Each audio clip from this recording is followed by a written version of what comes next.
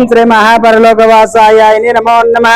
గోత్రోభవస్య పసునిల్ల గోత్రోభవస్య నామధేయస్య సమ్మెట యాదగిరి నామధేయస్య అమ్మా నాన్ననదుల పుణ్యక్షేత్ర సన్నిధౌ కీర్తియశులైన సమ్మెట యాదగిరి గారి వర్ధంతి తిథి సందర్భేన పుష్ప పూజ అంచకరిష్యే.